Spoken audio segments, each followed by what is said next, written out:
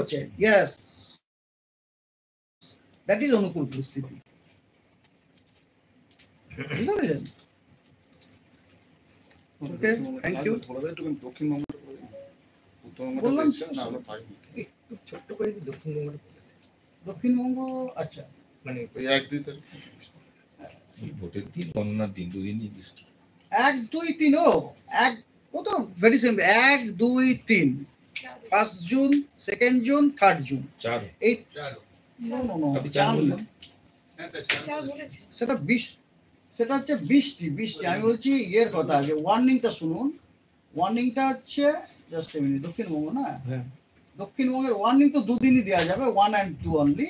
আগে আপনাদের ইলেকশনটা তো আগে জানা দাও, ইলেকশন তো 1 তারিখে না, তো 1 তারিখ এবং 2 তারিখে আপনার দক্ষিণবঙ্গের সব জেলাতে হ্যাঁ হলুদ সতর্কবার্তা দেওয়া হয়েছে। কিসের জন্য? থান্ডারস্টর্ম, বজ্র বিদ্যুৎ সহ বৃষ্টি এবং ঝোড়ো হাওয়া 30 থেকে 40 কিলোমিটার প্রতি ঘন্টায় গতিবেগে, বা কোথাও কোথাও 40 থেকে 50 কিলোমিটার গতিবেগও আছে। ঠিক আছে? তবে কলকাতা এবং নর্থ 24 পরগনা এবং সাউথ 24 পরগনা যেখানে ভোট হচ্ছে, ওখানে হাওয়ার গতিবেগ 30 থেকে 40 কিলোমিটার প্রতি ঘন্টা। 1 তারিখ 2 তারিখে এটা হচ্ছে সতর্কবার্তা। আর বৃষ্টি আপনার হচ্ছে ইউ আর রাইট, বৃষ্টি আপনার 1, 2, 3, 4 1, 2, 3, 4 এই 4 দিনেই আপনার লাইট টু মডারেট রেন, হ্যাঁ স্ক্যাটার্ড রেনফল আর কি, স্ক্যাটার্ড রেনফল হওয়ার সম্ভাবনা আছে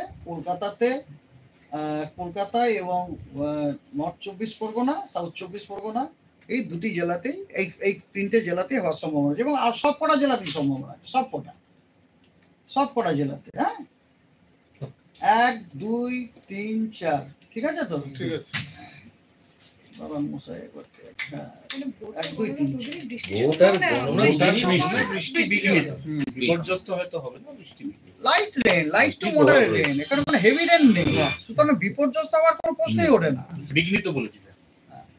না বিঘ্নিত হবে না, আমাদের একটা দরকার কি দুদিন বৃষ্টির সম্ভাবনা আছে, বিঘ্নিত হবে বিঘ্নিত হবে না, আবির খেলে না তো ভিজে যাবে, এই তো বিষয়। 4 তারিখ